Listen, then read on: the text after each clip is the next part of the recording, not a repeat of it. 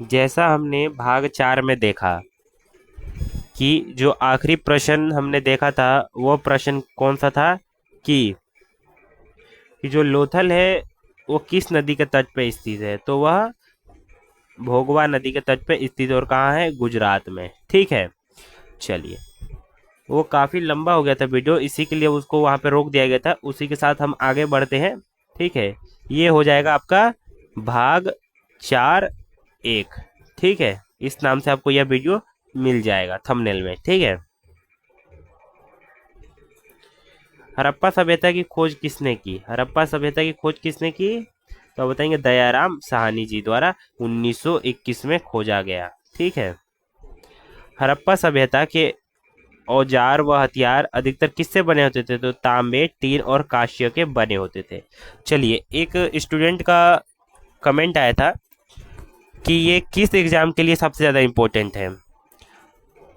तो आप बीएसएससी या बीपीएससी में 10th लेवल पे, 12th क्लास लेवल पे या ग्रेजुएशन लेवल पे आप तैयारी कर रहे हैं, जैसे कार्यालय कर्मचारी, ठीक है, अभी पंचायत सचिव की भी बहाली आने वाली है, और बीएसएससी में CGL 4 की भी बहाली आ चुकी है। ठीक है, तो आप यदि इन सब की तैयारी कर रहे हैं तो आपको ये वीडियो देखना बहुत ज़रूरी है।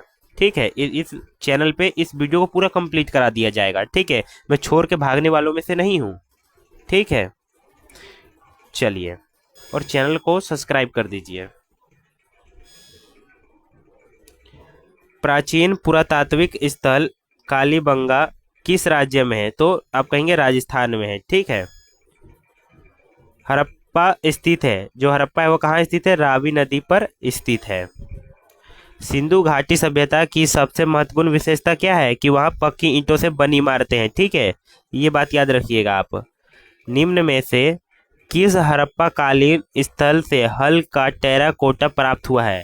तो वह स्थल का नाम बताना है जहाँ से हल का प्राप्ति हुआ है, हल का साक्ष्य मिला है। तो आप बताएंगे बनावली। ठीक है, कालीबंगा से जुते हुए खेत का साक्ष्य मिला है। ठीक है, धोलावीरा से वाटर रिजर्वियर।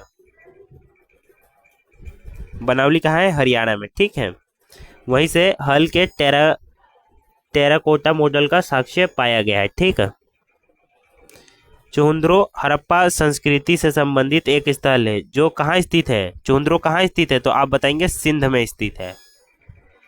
प्राचीन भारत में द्वितीय नगरीकरण से संबंधित क्षेत्र कौन सा है? तो आप बताएंगे गांगेय मैदान। ठीक है, जो गांगेय मैदान है प्राचीन भारत में द्वितीय नगरीकरण से संबंधित क्षेत्र है। ठीक, चलिए, IIT खड़गपुर के अध्ययन दल की रिपोर्ट के अनुसार, किसके अनुसार? IIT खड़गपुर के अध्ययन दल की रिपोर्ट के अनुसार कितने वर्ष से ना के बराबर वर्षा होने के कारण सिंधु घाटी सभ्यता का पतन हो गया? यानी कि ना के बराबर कितने वर्षों तक वर्षा हुआ, ना के बराबर, कि सिंधु घाटी सभ्यता का डिक्लाइन यानी पतन हो गया? तो आप कहेंगे 900 वर्ष तक वर्षा नहीं हुआ। ठीक है, चलिए, निम्नलिखित में से कौन सा जानवर सिंधु घाटी सभ्यता के लोग नहीं जानते थे? तो आप कहेंगे घोड़ा। और कौन सी धातु को नहीं जानते थे? तो क्या कहेंगे आप? लोहा। ठीक है, हड़प्पा में मिट्टी के बर्तनों पर सामान्यतः किस रंग का उपयोग हुआ था? तो आप बताएंगे लाल रंग का उपयोग हुआ था। ठीक है, अधिकतम मिट्टी के बर्तनों पे किस रंग से रंगा गया था? तो आप बताएंगे कि लाल रंग से रंगा गया था। निम्नलिखित में से कौन हड़प्पा और मोहनजोदड़ो के उत्खनन से संबंधित नहीं थे? तो आप बताएंगे कि VA स्मिथ संबंधित नहीं थे। चलिए, अपने घर बनाने के लिए सिंधु घाटी के लोग किसका प्रयोग करते थे? बलुआ पत्थर का? नहीं, वहाँ के लोग तो ईंटों को जानते थे, पक्की ईंटों को, तो बलुआ पत्थर का उपयोग क्यों करेंगे? लकड़ी का? ना, तो आप कहेंगे पक्की ईंटों का प्रयोग करते थे। C option is correct. Harappa सभ्यता का विनाश का कारण क्या रहा है? भारी बाढ़, महामारी, विदेशी लोगों का आक्रमण। ठीक है, और IIT खड़गपुर के अध्ययन के अनुसार भी यहाँ बताया गया है कि 900 वर्ष तक ना के बराबर वर्षा हुई है, जिसके कारण हड़प्पा संस्कृति या हड़प्पा सभ्यता का पतन हो गया। हड़प्पा सभ्यता प्रथम शहरी संस्कृति थी। ठीक है। जो हड़प्पा संस्कृति थी वह किसकी प्रथम शहरी संस्कृति थी? आप बताएंगे दक्षिण एशिया की प्रथम शहरी संस्कृति हड़प्पा संस्कृति थी। ठीक है। हड़प्पा किस देश में स्थित है? तो हड़प्पा पाकिस्तान में स्थित है। ठीक। निम्नलिखित में से कौन सा पुरातात्विक स्थल सिंधु घाटी की सभ्यता से संबंधित नहीं है? तो लोथल। ठीक है। लोथल कहाँ? गुजरात में। कालीबंगा राजस्थान में। रोपड़ और बालाथल संबंधित नहीं है। ठीक। चलिए अगला है, प्रारंभिक वैदिक काल में जिस नदी का सर्वाधिक उल्लेख है, प्रारंभिक वैदिक काल में किस नदी का एकदम ज्यादा उल्लेख किया गया, सर्वाधिक उल्लेख किया गया है? तो आप बताएंगे सिंधु नदी का। ठीक है। इंग्लिश में इंडस नदी भी कहते हैं। और जो ऋग्वेद के नदी सूक्त में कितनी नदियों का जिक्र है? तो 21 नदियों का जिक्र है। वर्ण आरंभ प्रचलित था। ठीक है। तो ऋग्वेद के समय में वर्ण आश्रम प्रचलित था। ठीक। वैदिक काल के भारत में यातायात का प्रमुख साधन क्या था? बैलगाड़ी। ऋग्वेद में यज्ञ हेतु कितने प्रकार के पुरोहितों का वर्णन मिलता है? तो 4 प्रकार के पुरोहितों का वर्णन मिलता है। भारतीय सामाजिक व्यवस्था में वर्णित पुरुषार्थों की संख्या कितनी है? तो 4 पुरुषार्थों की संख्या है, याद रख लीजिएगा। यज्ञ की देखरेख कौन करता है? तो Brahma. B option is correct. चलिए, वैदिक काल में वर्ण व्यवस्था किसने प्रतिपादित की? यानी कि जो वैदिक काल जो समय था, वैदिक समय में वर्ण व्यवस्था किसने प्रतिपादित की? तो आप बताएंगे मनु ने। ठीक है। आर्यों ने भारत के किस घाट से प्रवेश किया था? किस घाट से वो भारत आए थे? तो वह खैबर घाट से भारत आए थे। सत्यमेव जयते किस उपनिषद से लिया गया? तो मुंडक उपनिषद से लिया गया। देखिए कितना इंपॉर्टेंट है। 2014 में पूछा गया, 2000 में भी पूछा गया। ठीक है। जैसे लिपिक वर्ग के पेपर में पूछा गया, सचिवालय सहायक में भी पूछा गया। ठीक है। बिहार पुलिस कांस्टेबल में भी पूछा गया। ठीक है। तो जो बच्चे बीएसएससी बीपीएससी की तैयारी कर रहे हैं वह बिहार क्वेश्चन किलर, चाहे वो हिस्ट्री का हो, चाहे पॉलिटी का हो, चाहे ज्योग्राफी का हो, ठीक है, पॉकेट जी के बाय खानसर। ठीक है। आप देखिए, समझिए, क्वेश्चन को पढ़िए, उसी में से आएगा। ठीक है। ये जो किताब है खानसर द्वारा बनाया गया है। वैदिक देवता इंद्र के देवता थे। वैदिक काल में जो इंद्र देवता थे वो किसके देवता थे? तो आप बताएंगे वर्षा एवं मेघ गर्जन के देवता थे। ठीक। आगे क्या लिखा गया है? अगला प्रश्न है, तस्मो माँ ज्योतिर्गमय। ठीक है। यह पंक्ति कहाँ से ली गई है? आप बताएंगे कि यह ऋग्वेद से ली गई है। ठीक है। ऋग्वेद में कितने सूक्त का संकलन है? कितने सूक्त है? कितने सूक्तों की संकलन है? तो आप बताएंगे कि 1080। ठीक है। कितने रचनाएं हैं? तो 10,580। ठीक है। वैदिक काल में प्रयुक्त, ठीक है, वैदिक काल में पूर्व का क्या अर्थ है? यहाँ पूछा गया है कि वैदिक काल में पूर्व का क्या अर्थ है? तो आप बताएंगे दुर्ग। ठीक है। ऋग्वेद में तक्षण किसे कहते हैं? ऋग्वेद में तक्षण किसे कहते हैं? तो आप बताएंगे बढ़ई को। ठीक है। ऋग्वेद में निम्नलिखित किस नदी का उल्लेख नहीं है? तो ऋग्वेद में कौन सी नदी का उल्लेख नहीं है? तो रावी नदी का उल्लेख नहीं है। बाकी सरस्वती, गंगा और यमुना का उल्लेख ऋग्वेद में मिलता है। निम्नलिखित में से कौन सा असल में वैदिक नहीं है? निम्नलिखित में से कौन सा असल में वैदिक नहीं है? तो चलिए, यहाँ कुछ ब्लर सा हो गया है। ठीक है। तो यहाँ बस कौन सा वेद नहीं है? तो आपको वेद का 4 नाम याद होगा, अथर्ववेद, ऋग्वेद, सामवेद, अजुर्वेद। ठीक है। चलिए, वेद 4 प्रकार के होते हैं। सबसे प्राचीनतम वेद ऋग्वेद। ठीक है, चलिए वहाँ ब्लर हो गया है। ठीक है, वेद का अर्थ क्या होता है? जानना या समझना। ठीक है, ये भी नोट कर लीजिएगा। भारतीय आर्यों का स्वदेश कहाँ था? देखिए 2 बार 3 बार प्रश्न में पूछा गया है। भारतीय आर्यों का स्वदेश कहाँ था? तो आप बताएंगे केंद्रीय एशिया में स्वदेश था। वैदिक युग में क्या करना मना था? तो आप बताएंगे बाल विवाह। बाल विवाह वैदिक युग में मना था।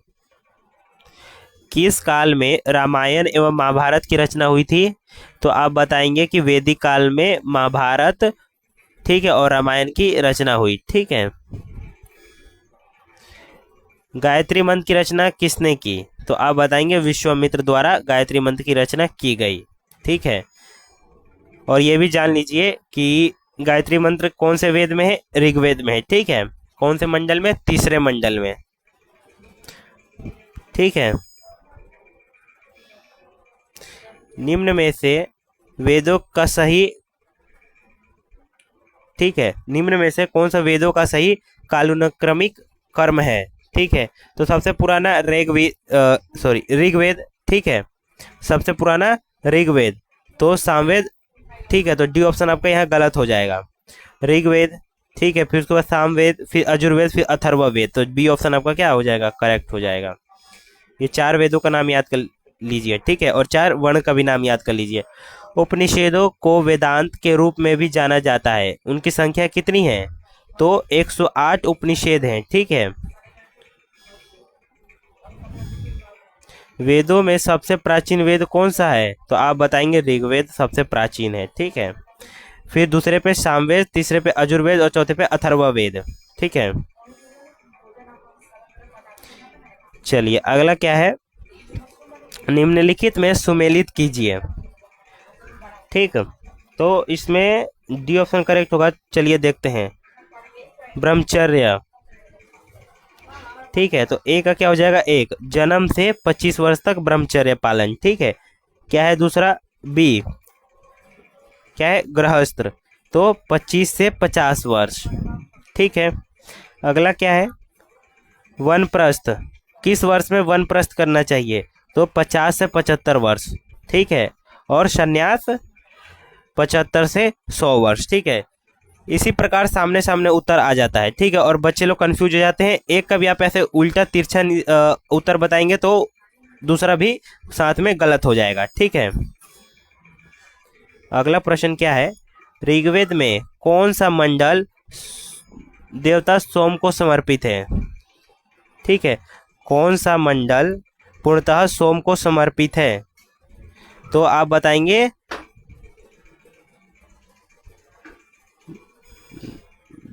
9वां मंडल। ठीक है, कौन सा मंडल? 9वां मंडल। ऋग्वेद में उल्लेखित प्रसिद्ध 10 राजाओं का युद्ध किस नदी के किनारे लड़ा गया? 10 राजाओं का युद्ध किस नदी के किनारे लड़ा गया? तो आप बताएंगे पुरुषानी। ठीक है, पुरुषानी नदी के किनारे लड़ा गया। गायत्री मंत्र के नाम से प्रसिद्ध मंत्र सर्वप्रथम किस ग्रंथ में मिलता है? तो आप बताएंगे ऋग्वेद में, और ऋग्वेद सबसे प्राचीन ग्रंथ। ठीक है, मनुस्मृति किसके द्वारा लिखा गया? तो आप बताएंगे मनु द्वारा। ठीक है, साथ में ये भी याद कर लीजिए। भारतीय उपमहाद्वीप में प्राचीनतम अभी तक विद्यमान पाठ्य पुस्तक है कौन सा? तो आप बताएंगे श्रुतियां। ठीक है, औषधि का अध्ययन कौन से विषय में होता है? औषधि का अध्ययन विषय है किसका? तो आप बताएंगे आयुर्वेद का। ठीक है, आयुर्वेद का अध्ययन है। ठीक है, निम्नलिखित में से कौन सा ब्रह्मवादिनी थी तथा वेदों के कुछ श्लोकों की रचना भी की थी? तो आप बताएंगे डी ऑप्शन आपका करेक्ट हो जाएगा, लोपामुद्रा। ठीक है, ऋग्वैदिक समाज में निम्न में से कौन सा प्रचलित था? ऋग्वैदिक समाज में निम्न में से कौन सा प्रचलित था? तो आप बताएंगे बहु विवाह। ठीक है, कौन सा वेद धार्मिक अनुष्ठानों की पद्धतियों का उल्लेख करता है? कौन सा वेद धार्मिक अनुष्ठानों की पद्धतियों का उल्लेख करता है, तो आप बताएंगे यजुर्वेद। ठीक है, चलिए देखते हैं कि उत्तर वैदिक सभ्यता से क्या प्रश्न पूछा गया है। निम्न में से कौन वैदिक देवता नहीं है? निम्न में से कौन से वैदिक देवता नहीं है, तो आप बताएंगे। ठीक है, तो सी ऑप्शन आपका करेक्ट हो जाएगा। उत्तर वैदिक काल के दौरान रचित किस प्राचीन भारतीय ग्रंथ में दार्शनिक भजन, ठीक है, और ब्रह्मांड विज्ञान और नैतिकता पर चर्चाएं शामिल है, तो आप बताएंगे उपनिषद में। ठीक है, कपिल मुनि द्वारा प्रतिपादित दर्शन शास्त्र प्रणाली को क्या कहते हैं, तो आप बताएंगे संख्या दर्शन। ठीक है, कपिल मुनि द्वारा प्रतिपादित दर्शन शास्त्र प्रणाली को क्या कहते हैं, तो संख्या दर्शन। ठीक है, स्वतः वर्ण व्यवस्था किस पर आधारित थी, तो वह उपजीविका पर आधारित थी। उत्तर वैदिक काल में इंद्र का स्थान किस देवता को मिला था, तो आप बताएंगे प्रजापति को मिला था। ठीक है, वर्गीकरण की आधारही इकाई क्या है? वर्गीकरण का आधारही इकाई क्या है, तो जाति। क्या है? जाति। चलिए अगले प्रश्न पे चलते हैं। निम्न में से कौन से ग्रंथ वैदिक साहित्य का हिस्सा नहीं है? कौन सा ग्रंथ वैदिक साहित्य का हिस्सा नहीं है, तो वेदांग हिस्सा नहीं है। भारतीय उपमहाद्वीप में लोहे का प्रयोग कब शुरू हुआ, तो लोहे का प्रयोग प्रायः 9000 वर्ष पूर्व शुरू हुआ। ठीक है, अगला क्या लिखा है? बोगज कोई, ठीक है, जिसे बोझ कोई अभिलेख, ठीक है, बोझ कोई अभिलेख महत्वपूर्ण है, क्यों महत्वपूर्ण है? यहाँ से प्राप्त अभिलेखों में वैदिक देवताओं एवं देवियों का क्या है, नामोल्लेख प्राप्त होता है। ठीक है, नाम प्राप्त होता है। ठीक है, वैदिक देवताओं एवं देवियों का नाम प्राप्त होता है। ठीक है, चलिए अब यहाँ से चौथा चैप्टर चालू हो जाता है, धर्म। ठीक है, ये आप देख रहे थे, ये है भाग 4.1। ठीक है, अब हम भाग 5 में देखेंगे चौथा चैप्टर से। ठीक है, चौथे चैप्टर से हम 3 या 4 उसके आगे 5, 6, 7 चैप्टर उसमें हम देखेंगे। ठीक है, चलिए आज के लिए इतना ही। हमारे चैनल को सब्सक्राइब कीजिए, दोस्तों के साथ शेयर करिए। यदि आपको कोई डाउट है, यदि आपको कोई इंक्वायरी है तो कमेंट कीजिए। ठीक है, चलिए।